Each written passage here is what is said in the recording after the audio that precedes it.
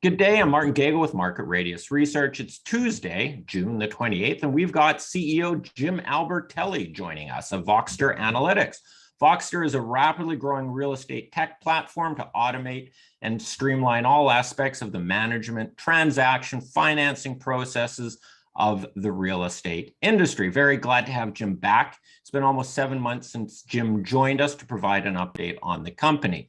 Voxtur has been very busy growing and continuing its roll-up and integration strategy to build out the widest and most robust real estate technology platform on the market. But these are tumultuous times with high inflation, rising rates, growing concerns on the economic growth front, and all sorts of highly visible geopolitical externalities threatening the status quo. Voxtur shares, like most other high-growth companies, have been beaten up over the last little while.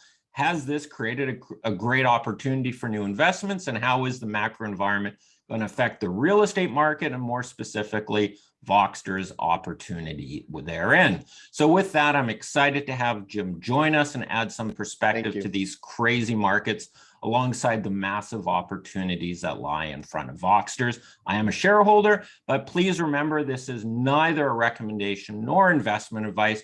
We're here to learn about the company and the market. So Jim, thanks a lot for joining us. And just for any new investors and just sort of set the table, so to speak, why don't you give us a quick overview on Voxtur and maybe some of the highlights since we last chatted back in December?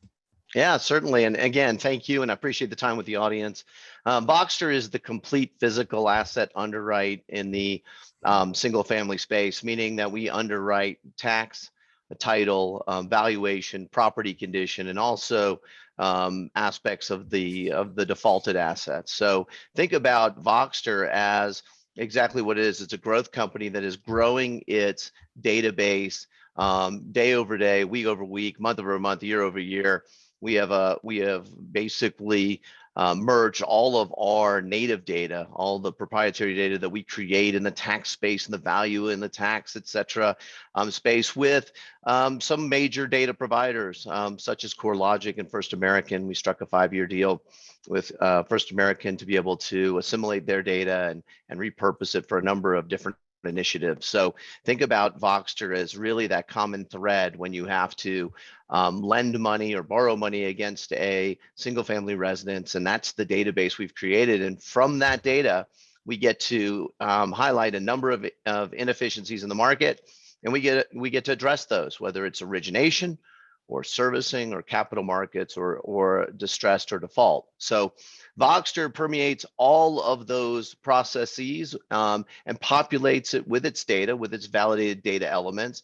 And therein lies the value. We say data is the new oil, and we are taking that data and we are refining that for the necessary purpose of that data. And so from our perspective, that's not going to change the geopolitical winds. You know, part of your question was, is this a great time now to be a shareholder or to invest in Voxtur?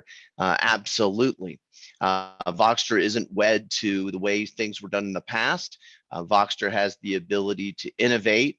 Voxtur isn't constrained by capital. It's not constrained by opportunity. And certainly a changing market and upward pressure on interest rates gives lending institutions the impetus to change, to innovate. If you asked about Voxtur 2 years ago, or you looked at the company and said, wow, this is interesting, it's high growth, lots of opportunity out there, many real estate transactions, over 1.4 million residential transactions alone occurring month over month. Is this a great time? The answer is certainly yes. We use some of that data and we've created innovation since the last time we've spoken, which open up really billion-dollar opportunities for Voxtur today and to move forward. And some larger competitors, some people in the valuation space, some in the title space, and certainly in the tax space, none of them can address those challenges with new products and services the way we can. So I look at it as a tremendous time when things get constrained, when there are economic pressures on institutions, financial and otherwise.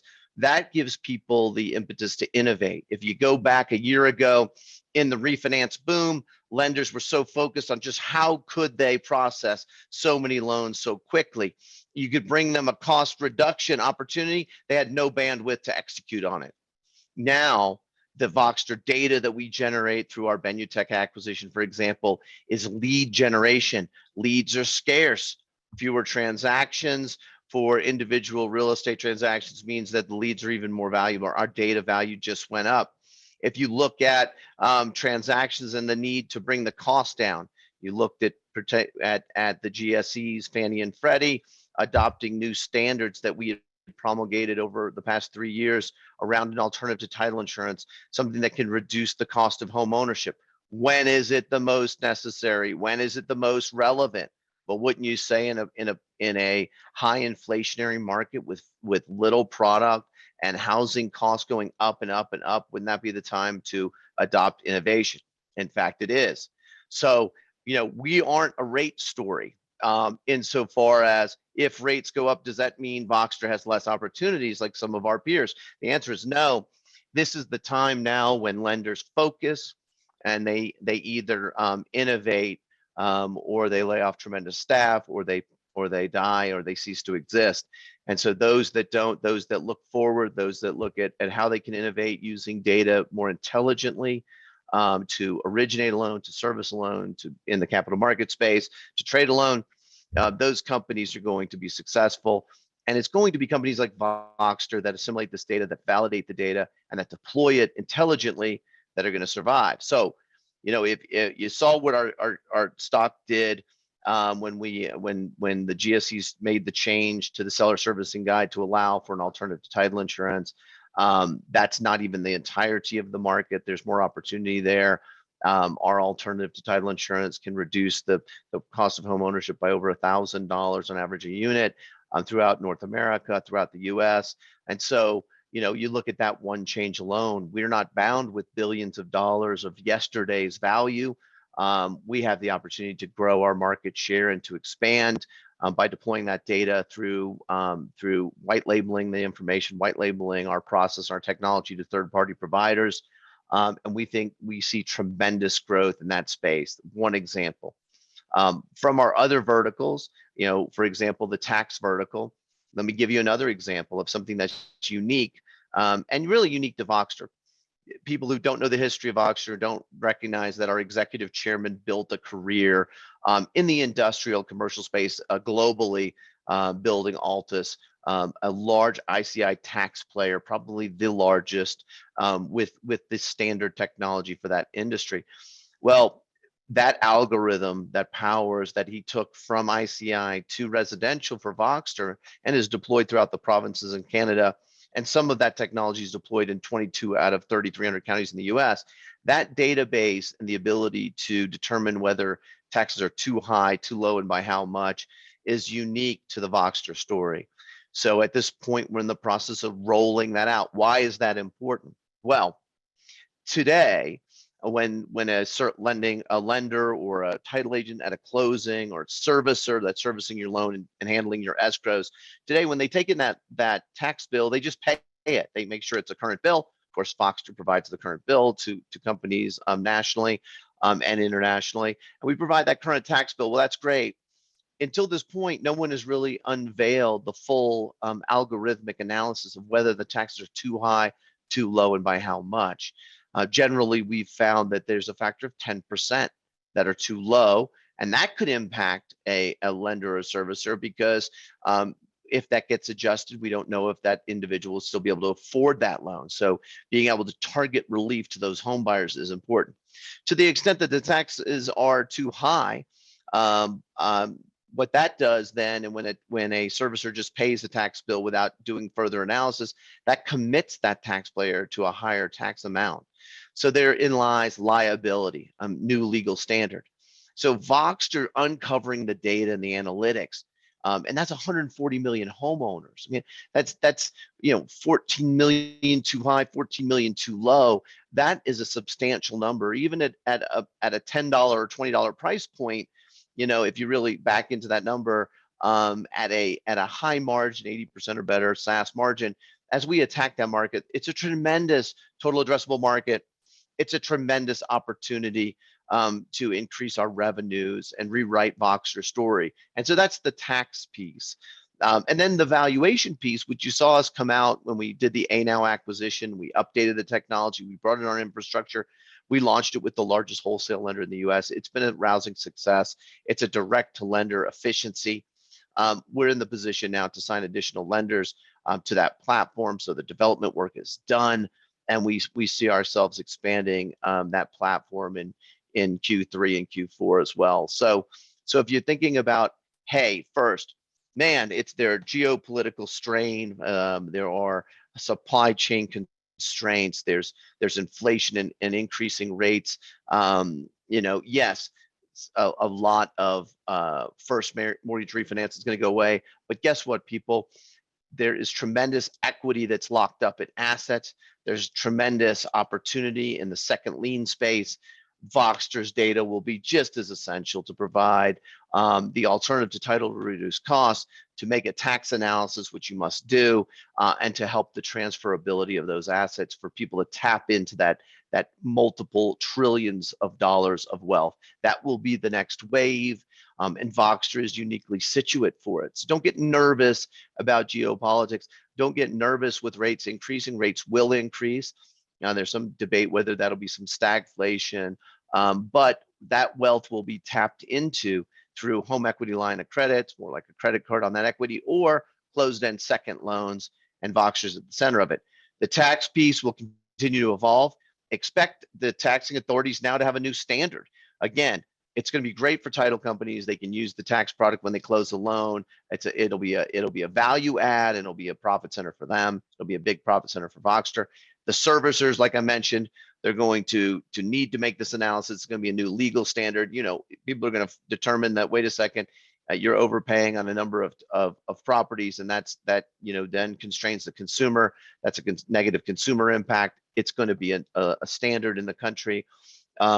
And then on the valuation space, we continue to innovate. I think a lot of our listeners or viewers saw that the GSEs were moving towards a more automated format, allowing for automation and AVM, or one like Voxtur has, that's not only an automated valuation methodology with a real-time technology in place that allows you to inspect the property internally and externally, validate the floor plan, but also within a unique insurance wrapper guaranteeing value. Those kind of efficiency gains, okay, which might cut into another company's value, aren't constraining Voxtur. So those are just three opportunities that I've highlighted that you'll see take shape at end of Q3 and into Q4. And again, we haven't changed our guidance. We're not changing our guidance. We really feel that we're still very conservative. We are signing up clients on the AOL. We are in beta on our tax product, looking at all of the different intricacies on a state-by-state basis, expecting to roll that in Q4. And then finally, what I haven't spoken at all about is the culmination of all these efforts, which is really the Voxtur Wealth platform, which is a single place where a consumer can see real time their value. They can update their condition, and really be ready to transact at any time with that physical asset. So those components then, of course, also support the capital market space. So don't be surprised if you see Voxtur taking a bigger position to provide data in the capital market space to help Wall Street and Main Street come together using that validated data inputs that everybody needs, originating, servicing, trading, or reclaiming distressed assets. So continuing across the story, I know it's a lot to digest, but Voxtur's data resource is very large, and there are leaders like Gary Yeoman in the tax space, myself, in the U.S. mortgage space, other executives on the team that are extremely knowledgeable about these systems and processes, and know where we can highlight inefficiencies and address those. So that's why I don't check the stock price every day. I'm the largest single shareholder, and I am in this for the long haul, and I'm very focused on being able to create a really a tectonic shift, if you will, using data to change the mortgage market to become more efficient, to become more egalitarian, to increase home ownership, to reduce costs. And again, the beautiful part about Voxtur is that I can continue to reduce the cost of closing every year. I can continue to do that and increase market share. We can deploy the data as a service or software as a service to do that. And we have tremendous upside. And so you saw a blip when people looked at it and said, wait a second, here's an alternative to a multi-billion-dollar industry. And certainly that's an opportunity for our company to continue to grow, and it will be. And it's a good answer for consumers. And it's going to be great when the VA and FHA get on board for veterans and first-time home buyers. Voxtur is doing meaningful work. So whether you invest in the ESG and how are we going to change things for the better, and how are we going to move some of these global institutions, we could do it with validated data at its core. And Voxtur is situate to do all of that. So if you want to be part of an ESG story, do it now. If you want to be part of a story where the company's in transition, we've filed some interesting documents. It probably means there's some market movement out there to investors. Well, then this is the time to do that. If you believe in data as the new, I call it the new oil, and believe that data assets can be deployed more effectively and efficiently to reduce the cost of home ownership and for Voxtur to grow market share, then I say you should participate in that. If it's any one of those reasons, and including a depressive market that doesn't fully appreciate and lumps us together with every other real estate company, some of which, like a mortgage lender, is going to be very affected in the short term by an increase in rate, and they have to pivot. Some by other companies that may be so staid and really around old business models, that can't pivot. We're lumped in with them. So if there are those different, if you think about those as the story is told, as the market shifts and as our presence in markets shift, there'll be additional opportunities, liquidity premium. There is tremendous market growth opportunity for us. You have great expertise in the C-suite and the board of directors, great stability there. And we're making a lot of progress and innovating quickly. A direct-to-consumer product, an alternative to title that moves the needle for the GSEs, basically changing mortgage law really in the U.S. Right? If you look at the RPTA, a brand new take on taxation and fairness and equity. Each one of those things on its own could be a compelling niche, but when put together, you start to see it underpinning each aspect of mortgage origination and investment. So, maybe if you read in the Wall Street Journal today, article on SFR rental space is very strong. Rents are up and property values are up, and they're continuing to deploy resources. Well, they just, those hedge funds are a numbers game. They look to reduce their costs. Voxtur could be at the center of reducing those costs in the SFR space. We already play in the fix and flip space, and those people are liquid and have a mandate to deploy capital. So a good position for us to be in. If you're in the bank space and let's say you're a national bank and you need to reduce the cost of home ownership, or you need to increase inclusivity, right? Some of these things we talk about, Voxtur's in that space and can do that. So much good to talk about. I wish, for the people who have been with me the whole time and got as excited as I did at 140 or 150, look, it's going to come back. The market will come back. The investments will come back. Some of the macroeconomic factors with what's going on with the rates, and then what we expect in a longer term pullback, we think, in rates will also lend itself to growth stocks again. But core fundamentals, innovation needs to take place now. Someone has to lead the way. Voxtur is situate to lead the way. Voxtur's assembled the data and the data scientists. We are deploying unique products that are green fields. We've got first mover advantage. We have contractual advantage. We have IP advantage. We have all of these things in place. So we have set the table and laid some of the foundational elements for the growth. Nothing happens as quick as we'd like it, which why when we came out with our initial guidance, people said, oh, only 170 to 190, what are you going to do for us now, Jim? And really the market didn't move. We did it purposefully. These things take time. And if you believe in yourself and your company, you stay the course, which we've done, and you continue to make smart acquisitions. Gary talks about the key components. It's accretive, it's prop tech, it's got a positive EBIT, and usually there's another synergistic piece of it. The company has additional contracting documents, MSAs with lenders, or the company has a data asset that may not be self-evident, or it has some unique set of factors that will add to the Voxtur whole. Voxtur is an Icelandic word for growth, and we continue to grow those opportunities.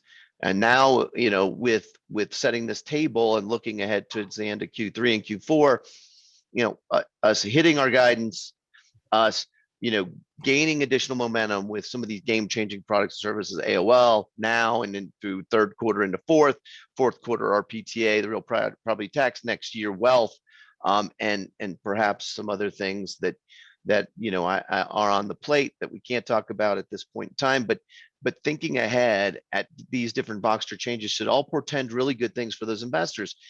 It's just not a tomorrow story, but it's a 12 and 24 month and 36 month transformation that will bring outsized returns, we believe, to the market and along our growth trajectory that we've already announced. So that's what we're doing. We're building the blocks. We're staying on plan. We've proven that we can meet guidance and expectations. We've proven we can exceed them. We've proven that we know where the market's going. We've proven that before there was the change with the GSEs, that we knew that there was going to be fundamental opportunity to innovate. We stuck with it. It did change. We're now signing the clients. We're educating, signing, and building scale. We're doing all the right things. I believe the market's going to ultimately respond and find us. We'll be found out. At some point, Voxtur is going to be recognized for what it's done already, but what it will do will resonate in the net income, the EBITDA, the profits, and the growth that we expect to see. And so all of that is ahead of Voxtur. And I hope that lays the stage. I know it's a lot of words, but you gave me a compound question, and I'm a lawyer by trade. So sometimes I used to get paid by the word and by the hour. There. Yeah, opened up a can of worms, but I wanted to give your viewers or your listeners, more detail. Like, what's the thought process? How do you feel about, and which is emotion? It's not a plan. It's not based on metrics, but you look at the market and you look at your stock price and you see what happens, and and people will say, well, don't you feel that's really negative? Well, I think that it's basically sanguine based on people's global feel about their overall portfolio. Then you get lumped in. People need to make decisions quickly. That's why there's a Twitter. That's why that's why people put themselves in echo chambers and hear their own press over and over again. People make decisions quickly with lots of times rules of thumb, because there's so much information out there. And I just want people to understand, how is Voxtur different? What are we trying to accomplish? What is the big, audacious, hairy goal that we're seeking to solve for? And at the same time, doing it based on some core fundamentals and building blocks and acquiring access to lots of data. Why are we doing this? And then revealing ourselves slowly over time, to be first mover, to keep the competitive advantage, some of the advantages we built, and to do that in the market. And that's what we've done. So I hope that helps everyone kind of get an idea of who I am and what Voxtur's about and what we're trying to accomplish. All right. Sort of, you said a lot there, and just I guess two main there's several big points there, but two of the main ones are, it kind of reminded me, like with the rates rising and maybe a slowdown in the home sale market, it's a little bit like what COVID did for the digitization of so many industries from working from home and communications. You have this challenge and all of a sudden it's like, oh crap, now we gotta go do this. That's right. That is well, I'm sure you think that's a fair analogy. Look, let's look at this. You're absolutely right with COVID. Communicable diseases became to the forefront, but you still needed to get business done. So how do you effectuate that at distance? That promulgated, digitization and the ability to communicate like we are through Zoom or through another technology. So those technologies caught a tailwind during that time. Necessity is the mother of invention on some of it. I think the same thing. Yeah. What's the parallel? Rising rates are now the new COVID. They put distance between a lender and a borrower, right? And how do you bring them together? Well, one of those ways, one of those communications would be a communication of a new cost paradigm. Reduce the cost. Take some of the sting of an upward rate with a reduction in your closing costs. Well, how do you do that? Well, you validate certain data. You create unique opportunities in the lending space to do that. You create more equality. How do you do that? Well, you use more data science to support valuation. You create efficiencies in valuation, and you eliminate some of the human biases that may prevent someone from getting that home loan. So you level the playing field and take out bias. In the tax world, you look and you say, wait a second, a group of people are being overtaxed. That's an additional cost. Shouldn't we be aware of that? And some people are maybe undertaxed at this point where they're going to get a rude awakening. Maybe we get ahead of that and help those people retain their homes. So now you're starting to see, like just as in COVID, with now rising costs and additional uncertainty being cleared up by validated data, which is all at Voxtur's root. Now you're seeing us address some core systemic problems, reducing costs and changing the marketplace. And that's what Voxtur does. So that's what I would tell your listeners or the people that are watching us on the video today is that's how Voxtur is so essential, and companies like Voxtur are so essential for the COVID nature of rates. But I will also say this, which I didn't mention earlier. Back in 08 and in 9 and 10, there were just the same amount of transactions being done. It was just by different parties. There weren't as many, mom and pop kettle consumers buying homes, but hedge funds stepped in and saw this as an asset class to invest in. So, as markets change, what you'll see generally the same amount of unit transactions occurring. What we'll see now is we'll see fewer maybe single family homes being purchased. There are constraints on the number of units from that perspective, where hedge funds, even with their mandate, can't buy as much. There's a lot of competition. You'll see some changes there where other funds, REITs or other investment funds, come up with alternatives so consumers can act as all cash buyers, continue to put pressure on that mid-market. So I think you'll see some of that, but then you'll see all of those trillions of dollars of wealth turn into new units of mortgage movement, new home equity lines of credit, more closed-end second liens. So people can tap into that wealth to fight some of those inflationary effects, and spend some of the pent-up value that they have for education or for home improvement or for any other need that a human has at the speed of life. So I see a number of transactions as the market shifts and changes. Now we'll see growth in HELOCs and growth in seconds, and people understanding that that's the lowest cost of capital that they can actually take advantage of to help better their lives. They need validated data to do it. They need efficient ways to close. And Voxtur brings those efficient ways to validate that information at scale for lenders. And of course, the lenders in the traditional business that are building relationships with buyers and sellers or financing for home builders, they want to attack fewer leads. So our data becomes even more valuable to identify life changes that may lead you to a buyer or a seller. So that's all those reasons I'm bullish on Voxtur. In an increasing rate environment, I've had more meetings. We've had more discussions. We've had more interest than we had throughout, the year before, where, we were on the verge of all these efficiency changes and whatnot, but didn't have the meetings, didn't have the forum And people didn't have the appetite, many times not being compensated to change or to create efficiencies. People didn't have the appetite or the bandwidth for change.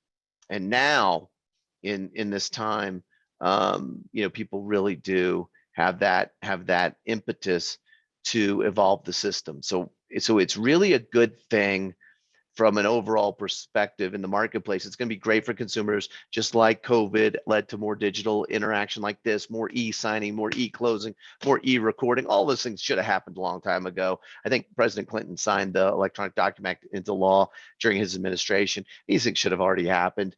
But you got to see people with some focus and some incentive that was lacking before actually making change happen. Today, rates, it looks like they're going to go up another 3/4 of a point. They may have to go up more quickly.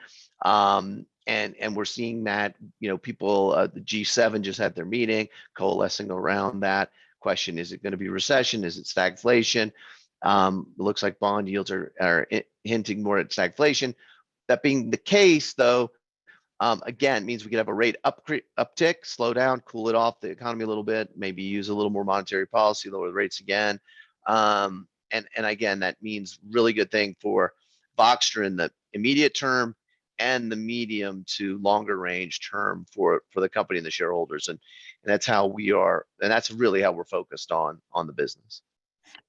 You brought up the second point that I wanted to bring up, where and I entered into this thinking, okay, well, if there's a lower transaction volume on sort of Joe consumer buying a home, but the market really does change. You talked about liens or second liens. Okay, I lost my job, I got to take a mortgage, a second mortgage, or I want to buy a new car, so I'm going to have to take that out. Or they're just the defaults that now happen and aren't going to be covered by the government, or hedge funds step in. So it's really you've hit on it, but and I hope I'm not being too obvious here. Just it's an evolving market. It's not just if one sort of door closes a little bit, other ones open because that one has closed.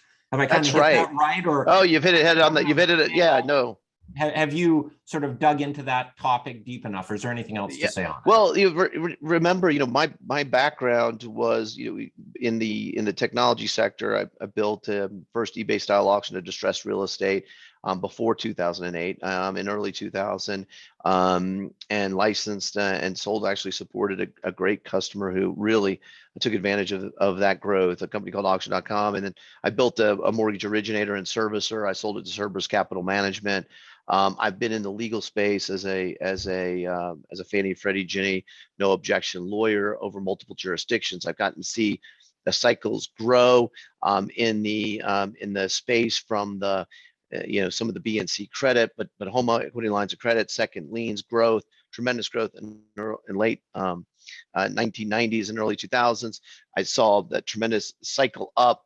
There were lots of transactions occurring before the cycle. There were plenty, to your point, with hedge funds in post 08, 9, 10, 11, 12, up to today, really developing that asset class nationally. We ran a trading desk for a large hedge fund out of Florida, one of the first in that space, running their buy box. So I've seen it from lots of different perspectives, as a lender, as a lawyer, as a technologist, right? And Voxtur has the data to support all of the various models and do it more efficiently and effectively.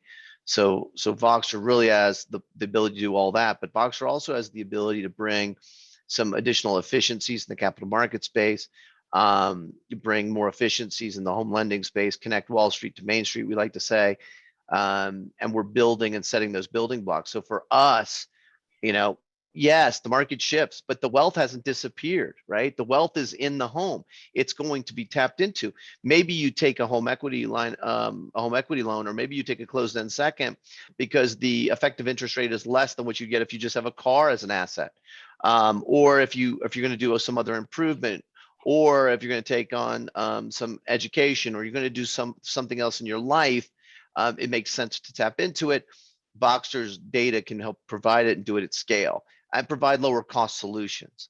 So for us, we see ourselves right now helping the mortgage market evolve, playing a bigger outsized part in that, and engaging now financial institutions who now have time right? They've looked at the balance sheet, they looked at the red, they've done the layoffs, they've gone through it. Look, they've been through they had this tremendous upside that they took advantage of. The media focused on it, everyone was focused, and they should be. That was the opportunity of the day. The ability to pivot and to maintain home buyers for life, to help them tap into those trillions of dollars of equity. I mean, trillions of dollars of equity will continue to power many mortgage companies, data and technology companies like ours, which because you make less fees on those loans, you have to be even more efficient and effective to compete. Voxtur is even more relevant for that to happen. So, we're unique to be a company that's supported by a bank like BMO Harris. I mean, how many companies with our market cap have that kind of where they take a position in each equity round, where they support us with a debt facility, where they grow with us, they change with us. I mean, it's just phenomenal, phenomenal relationship to have the board we have. A diverse board, already situated, as you can imagine, for growth and for change. Some tremendous executives on that board as well. The former head of Ginnie Mae. I mean, the former chief of staff of Flagstar, the former vice chairman of BMO Harris, one of the most senior executives for National Bank of Canada. It's really a great diverse group of people. The former managing director of the Resi desk at BlackRock. I mean, these are people that know mortgage and internet. They know mortgage, they know tax, they know these things between the U.S. and Canada. They know it globally, and so you got a good base, great people working very hard, who really believe in reducing the cost of home ownership, reducing the barriers to home ownership. Helping veterans, helping first-time home buyers, doing these things, helping banks, innovate. They need the help. Okay, they don't move fast, but they move deliberately. And having a company like Voxtur that can be nimble, but has all the rigor, corporate rigor of a much larger institution is a tremendous value. And our mortgage servicing agreements, the MSAs, the master services agreements we have with all these companies, with tier 1, tier 2, tier 3 lenders, puts us in a great space to land and expand, and to continue to grow. And we are, look, we've been inwardly focused. That's why a lot of investors write me, they're like, Jim, what about more news? When are you going to give us more news? Well, a couple things. I can give you a lot of news in short order, but it may not help the company long term, right? I've got to think beyond, the share price of today. I'm thinking about, in 3 years, what does it look like? What have we accomplished? And, what have we accomplished in 12 months and 24 months, 36 months? And is the news really strategically beneficial?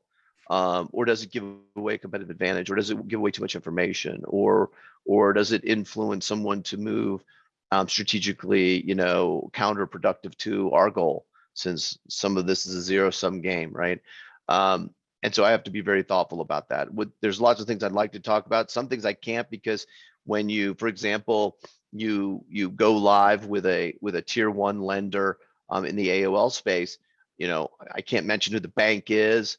It's, National Bank. I can't give you any other details about them. But those first orders are momentous. I mean, you can only give vagaries around it, right? First of all, they have an NDA. They don't want you to really mention their name. They don't want a target, and they are also trying to gain competitive advantage on their competitors, right? They're one of many lending institutions. So some of that is, we really are trying to be thoughtful about long term. I'm in it for long term. The chairman's in it for the long term. There are a number of large shareholders that are in this for a very long time and are looking for what we can accomplish. I think when we all look back, we'll say, wow, we made money. We built great wealth for shareholders. We did important business, meaningful things, like the legacy component of this, the ESG piece. People can say it's important or not important. I think that we have the talent, the ability, the technology, and the capital to change several different businesses that affect mortgage for the betterment of consumers, and that will also be aligned with Voxtur. and the government. I think all the counterparties can win. I believe in a win-win-win scenario, and we're unique in that we can do that today for everybody concerned. We can lower the price of home ownership and make value for consumers, help government achieve their housing goals, and ultimately, quite frankly, help people on Wall Street too. The bondholders get paid what they expect. So lots and lots of really good stuff going on. All right.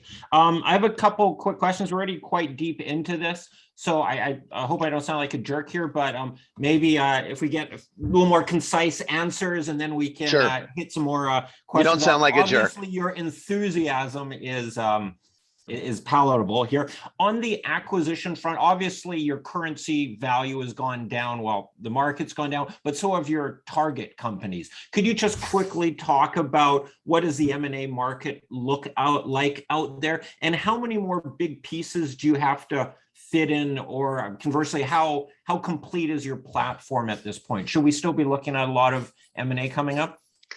Well, okay. So a couple of its terms of art. You saw that we announced a little tuck-in of a tax company in Canada. It gives us access to really, I'll say, the other half of tax data and asset, and gives us the really rounds that platform out in Canada, puts us alone with the ability to grow and affect our as our market large, we will be the commanding presence for tax data in Canada. So I think it's a big win for us, and something we really wanted to do to shore up our position. So when you think about it from a strategic perspective, was there a nice little technology component? Yes. Was there good data? Yes. Is it profitable? Yes. And could it give us the ability to control some of our own pricing and some of the market controls that we'd like to have in that place? The answers to all those things are yes. Beyond that, when you look at our platform, do we need to do anything else or acquire anything else in particular around the tax space? The answer is no.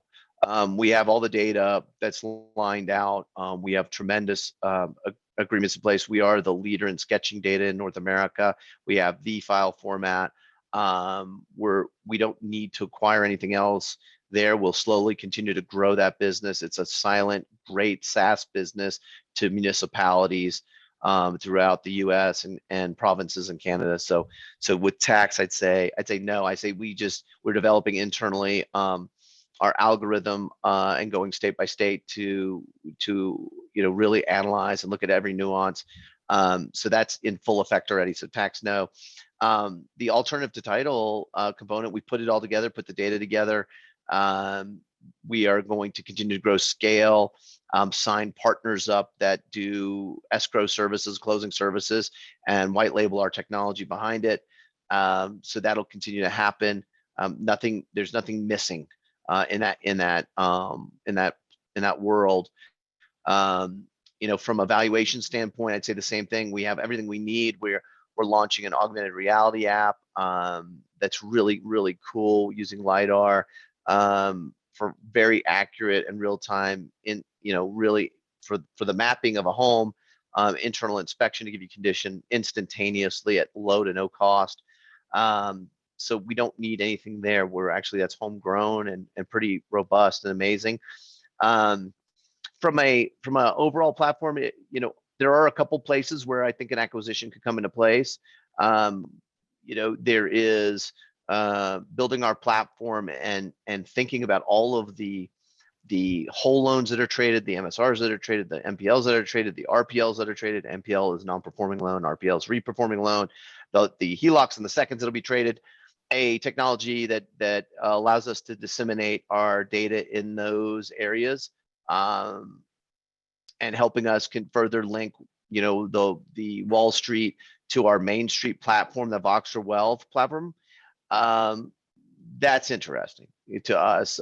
So that's a place where we may play and acquire. So I hope that was short enough. But yes, acquisitions will be a component piece of it, but we don't depend on acquisitions for our guidance. Acquisitions are bonus, and that's what we expect to see. So you mentioned a couple areas where you could pair, and probably there's a nice, interesting little tuck in here and there, but it's it's operational, putting all the pieces together and the platform development at this point. Yes, I mean, look, we're going to be opportunistic. If there is something that's game changing out there that looks like, and remember, again, I'm the largest shareholder. I don't like dilution. I don't want to be diluted. Okay. You know, I command about over 30% of the vote and 22% of the shares. I don't, you know, I'm very thoughtful about dilution. Dilution has worked to this point. We've done acquisitions. We've issued some shares. Value's ultimately gone up. We've had a smaller piece of a greater whole. I'm looking at things that can help us shore up market space. If I think there's a discount or a transformational platform that really is going to ignite our EBITDA or have tremendous accretive powers, you know, those will be acquisitions that we're going to continue to look at in the market. Much wealth is built in a distressed market, and we've seen it over and over again. It takes fortitude, and it takes resources, you know, and it takes vision. So I guess you need to have all three. You've got to have the stomach for it. You certainly have to have the vision to see it, and then you have to have the capital to execute on it. I believe that our team has all three, and so if something comes up, we will acquire. So don't be shocked if we get into one of these markets and you go, "Wow, that was the biggest acquisition you've done yet." I mean, and you said you were going to do tuck-ins and build. We're going to do tuck-ins and build, but we're also going to be very thoughtful that if something comes along that we believe can fundamentally accrete to help us take this year's guidance and double it for next year, and then double it again the next year. I mean, these are the wins that I want to target. And so if I see that opportunity and BMO is willing and other financial institutions are supportive, and we can do it with debt where we can and be smart about it, then I'm going to do that. If I believe that I'm going to dilute myself somewhat, but we can ultimately have a smaller piece of a bigger pie because I believe in the vision. If the shareholders support me, then I should feel confident. If I feel confident in my vision, I should feel confident to do the deal and not worry about the dilution. Let's do what's right for the company long term, and stay you know, in that vision. So the short answer, yes, tuck-ins where it makes sense, where it gets market share, or where there's an additional asset, data asset, et cetera, that makes our database more valuable, we'll do it. If it's a larger one, expect it to be a market expansion opportunity with additional accretive value. Expect it to be additional platform somewhere. That would be something of a larger variety that we would definitely look at. All right. I've got a bunch of questions here on the Q&A thing. I'm going to read them out, and we'll just knock them out here. Mortgage business has seen a tremendous slowdown lately. Would you say your growth trajectory is intact with these headwinds in that particular segment of the business? I guess the Coles Notes is you've answered that clearly. Yes. Yeah. The Coles Notes is yes. The Coles Notes is it takes 3, 4, 5, 6 months for mortgage companies to figure themselves out. They have to have the year-end party. Everyone has to get paid big bonuses. Then they have to turn around and say, well, we got to fire a third of you. And then they go, wait a second, we need to figure out alternative solutions. And they engage companies like Voxtur. That's why Q1 and Q2 is part of this transformation. You got to figure out, we have the pain. Okay, we recognize we have it. We got to do something about it. They got to create a plan. They've got to interface with Voxtur, hear the story.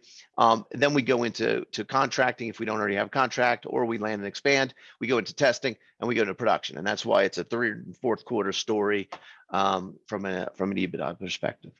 All right. What type of impact do you expect for Voxtur from UWM's announcement of rate drops of 50 to 100%, 50 to 100 beeps to lower brokers in? Well, I think what they're going to have to do is find those efficiencies, right? So for Voxtur, it's, we found efficiencies for UWM between going direct to appraiser, and we found some reduction there. If we can also with the GSEs, they've talked about, engaging more in automated valuation methodologies. That could save some dough on the valuation, from an automated valuation, maybe with an inspection component, maybe with an insurance wrapper, all of which Voxtur can do today. Maybe they can go from $800 for an appraiser down to, $50 or $100 for an insured value. It seems like you could put some of that dough back to use and do it as a rate reduction. So I think they need that. Our title insurance alternative piece is also is also could be something that would move the needle to help them. I think what will happen is our relationship with UWM grows. They're very forward thinking. They typically move fast. I think our relationship grows, and I would expect that additional Voxtur data, product, services will help them pass those rate reductions on and help them grow business. That would be the smart thing to do if I was them, and they're pretty smart people. So that's what I expect. All right. What are you seeing in the defaults business overall? I hear conflicting information here, increasing defaults, but still pretty small absolute numbers. And I guess I had been reading a little while back as well that a lot of people locked in at the really low rate. So maybe that took off some of the default pressure in the market. So anyways, just on the default market in general, can you address that? Yeah, well, we're seeing you're seeing some signs of some cracks in some of the consumer debt, some of the defaults on auto or unsecured debts going up. That will then ultimately resonate, ultimately comes to your, the house is really the last thing, right? There's been a lot of additional scrutiny and reviews where large banks have been slow to release defaulted loans. They've been required to go back. One large servicer in particular had to go back and re-audit all of its borrowers. These processes, of course, take months, not days, because they have to move the staff from origination. To the extent they have default, they've got to reallocate those people, build those teams back up because they atrophied with no defaults. So some of it is they are sitting on 90-day delinquents that they are reevaluating for any kind of relief, which is the exact right thing to do, is do that. The rate pressure increasing and them not collecting payments, they'll start to put some of those back into the marketplace. Again, those additional defaults, that's first-time home buyer housing stock. That also feeds some hedge fund buying. So there's now your individual units are going up again, right? Now they're going up through a default wave. But ultimately, it comes down to unemployment too. So historically low unemployment. I think in absolute terms, U.S. hasn't had this level of unemployment since 1969. That's a long time. That's almost my entire life if you're trying to age me. So what do I think is going to happen? I think that with the raising rates, there'll be a pullback in some investment in capital. It'll cool off some of the economy like we expect. There'll be some more unemployment. That will then resonate in additional defaults. And it's kind of like a little mini cycle, but it'll normalize and it'll come into a normal realm pre-COVID, or maybe even a little bit more normalized, somewhere between 08 and 2020, around 2% or 3% of the housing stock. Those defaults, that's a substantial increase, and they'll be normally referred out. So I expect Q3 and Q4 will be a slow, steady kind of increase, and then as capital pulls back and there's less investment, the economy cools down, and there are less jobs, then expect to see some of that occur at an accelerated rate. Nothing like 08. We have less housing stock. We also have a better SFR models already built to take some of that excess inventory. We have the new products I mentioned to you, like the all cash, I'll call it a bridge loan for consumers so they can compete with the hedge funds. So I see some of those products occurring, but I do see an increase in flow in end of Q3, beginning of Q4. And then I see, with unemployment beginning to creep up again, you'll see more defaults. And that's our outlook over the next 12 months. All right. And just to be clear, in your business model, it's more dependent on like the unit volume as opposed to the unit value. You kind of make the same amount of money on a $500,000 home as a $1 million home, or do you? Well, in our model, we do. Yeah, in our model, well, that's because, we like, for example, title insurance, the way it's been traditionally done is done based on the dollar value of the home. So more expensive home, 500,000, you pay a lot more than 250,000. And same thing for $1 million. Our alternative is lower flat fee pricing across the board. So we're about units. In the default arena, it's pretty similar. There are cost constraints and pricing constraints that the GSEs have implemented. So it's flat. It's a per unit deal. And to the extent that Voxtur provides default technology, it's unit based pricing. It doesn't matter the value of the house goes up or down. It's going to be a unit based. So So some of those, to your point, are unit-based pricing. We're less dependent on the amount, more on the overall dollar value of the asset, more on the unit count. All right.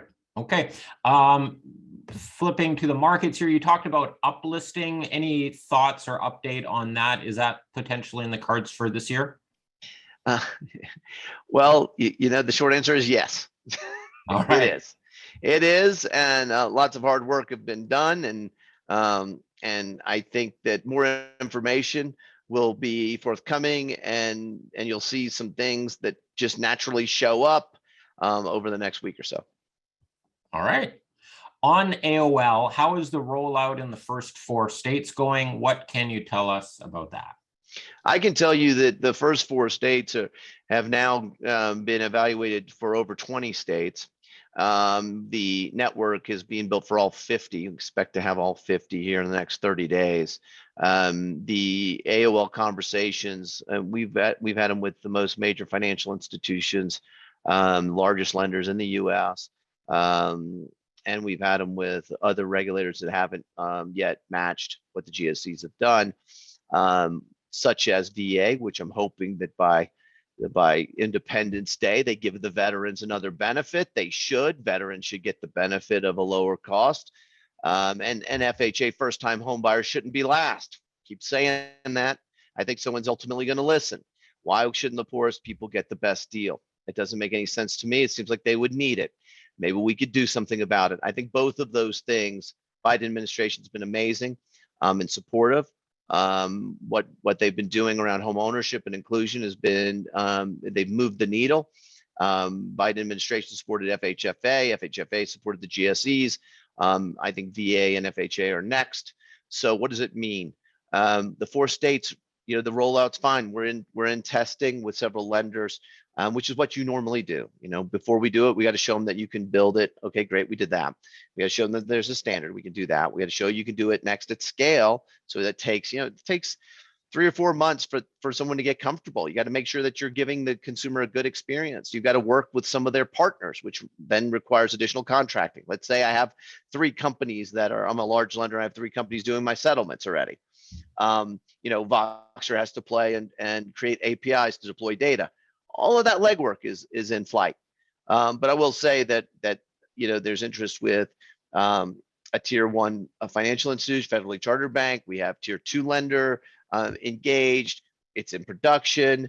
And I expect that it's one of these things. It's kind of a slow testing. A couple of federally chartered banks go live.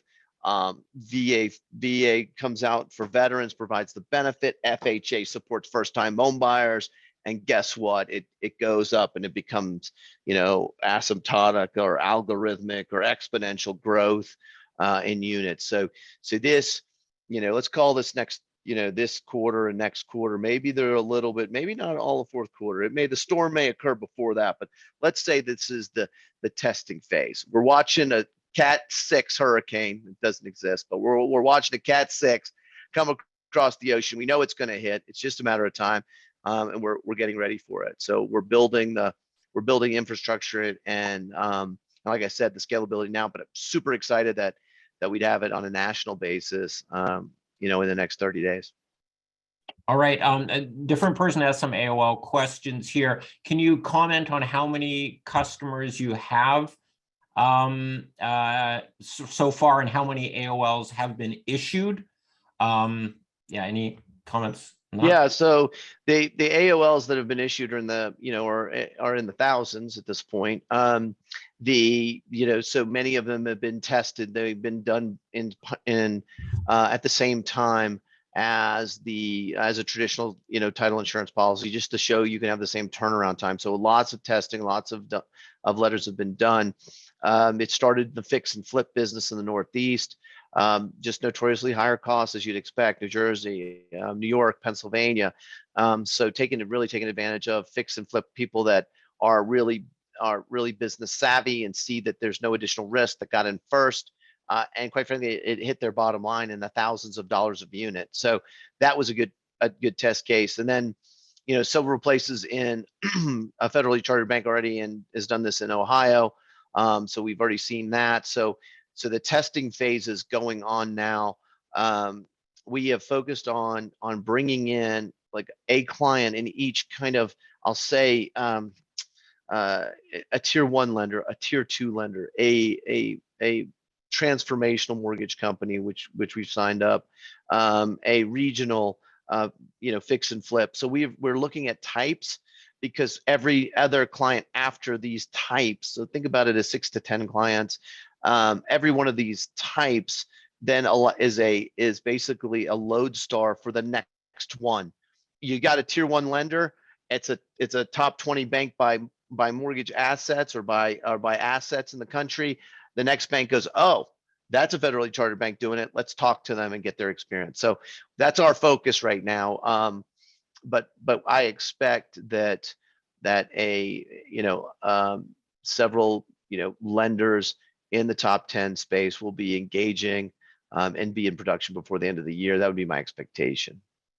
And they have a second part to this question. In AOL issuances, like they're asking for some forecast or outlook for how many issuances could be done in 22 or 23 or 24. Yeah. Is this tens of thousands or hundreds of thousands? Or? Yeah, I think that, look, in one of the conversations with a GSE, they said, oh, we think that AOL could be, more than 20% of the market. Well, if AOL is more than 20% of the market, that'd be over 200,000 transactions a month. That would also be larger than almost every title company's current market share.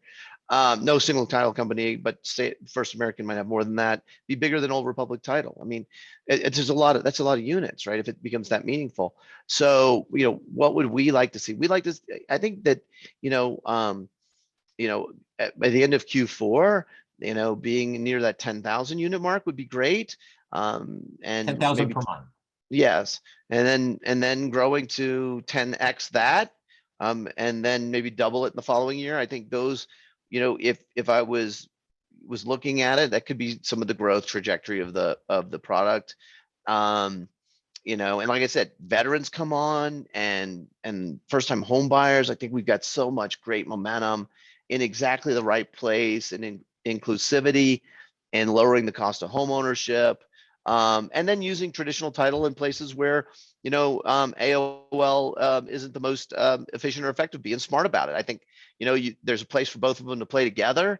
And there are, like I said, there are large settlement agents that could do both business. They could white label our technology. We provide it to them.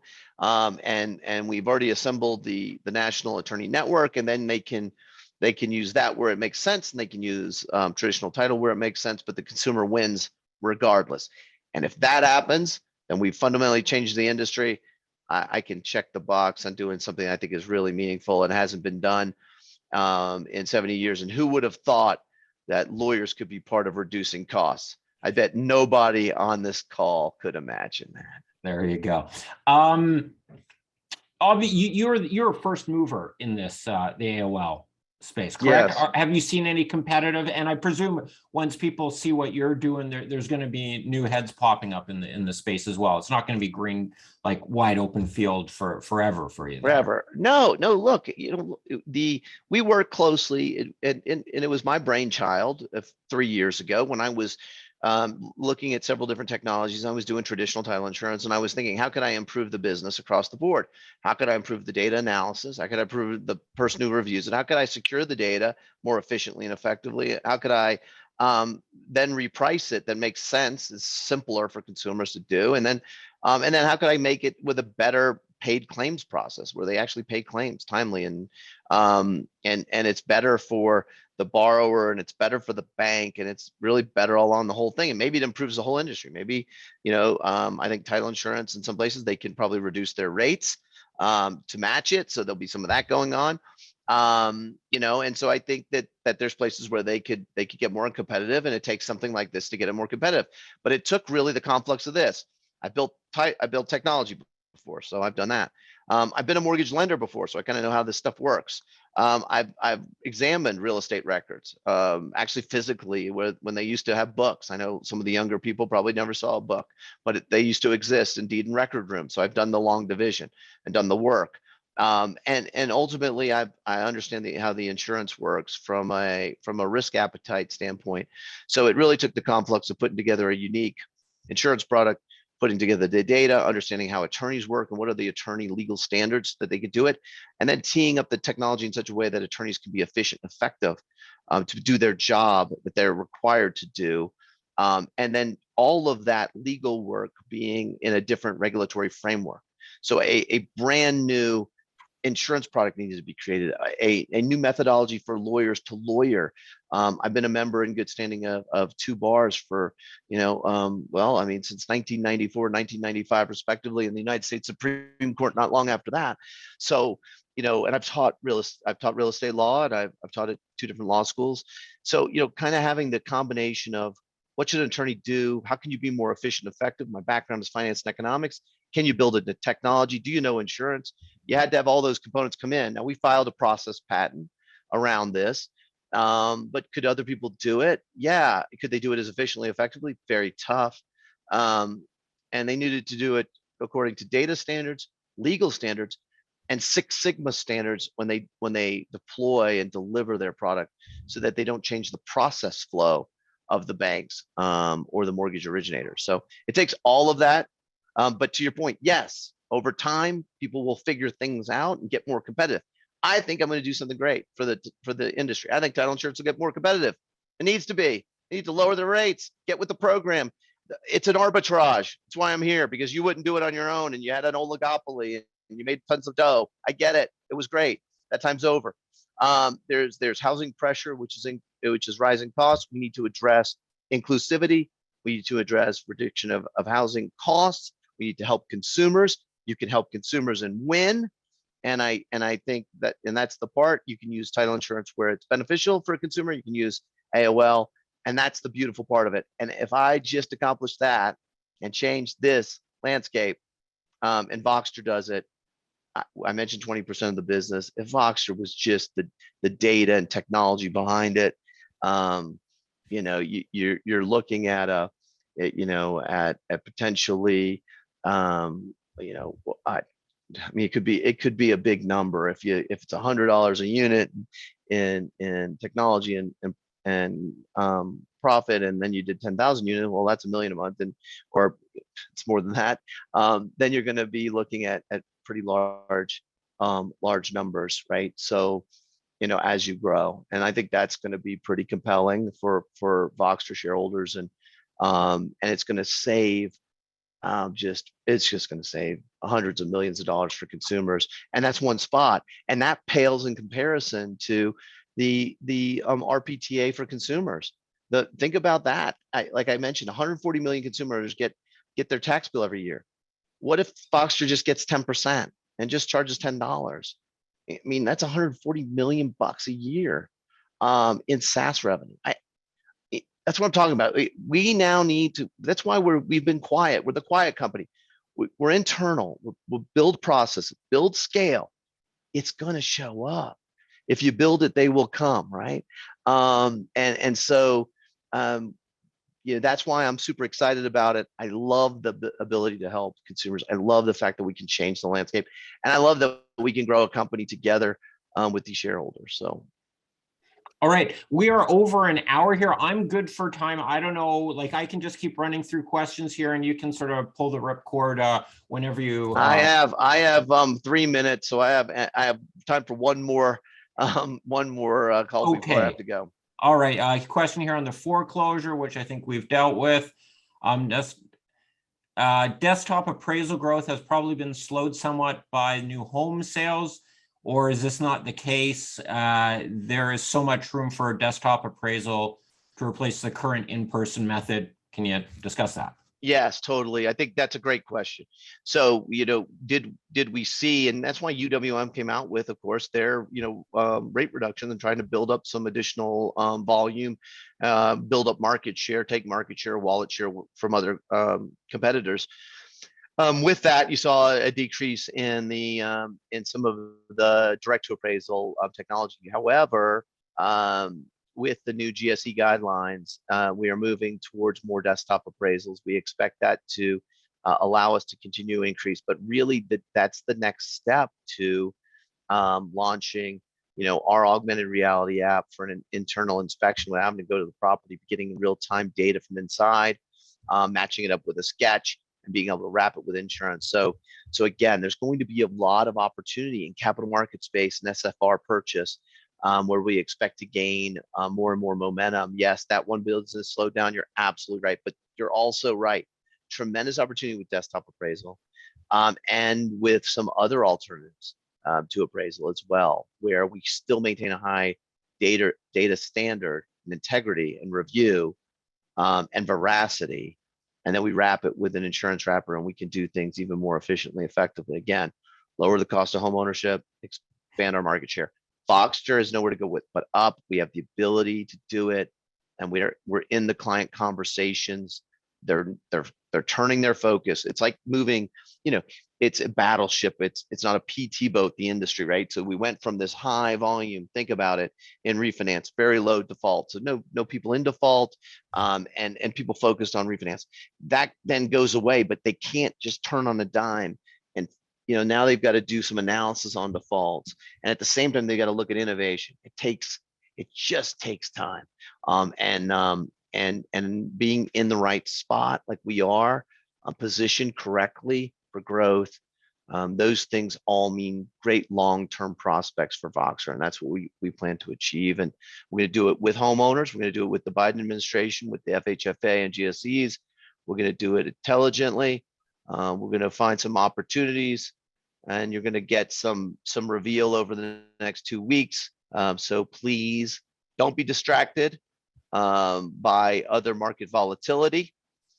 Don't be distracted by supply chain constraints and all of those headlines. Or if you're a legal eagle, don't be too distracted by strict constructionalism of the U.S. Constitution. There's opportunities, they abound, and we're in the right spot. So thank you very much, everybody. I appreciate your time. I hope this has been helpful. I think it's been very helpful. Love the energy. Thanks a lot, Jim. And great to have you here. Love to chat with you again in a little while. Get a little more update. I think we should do it sooner rather than later, because there'll be some other stuff to talk about. That sounds great. And from some of the comments in there, people love to get updates, hear how things are going. So I think that'd be appreciated by everyone. Talk to you soon. Have a great day. Thank you. Thank you.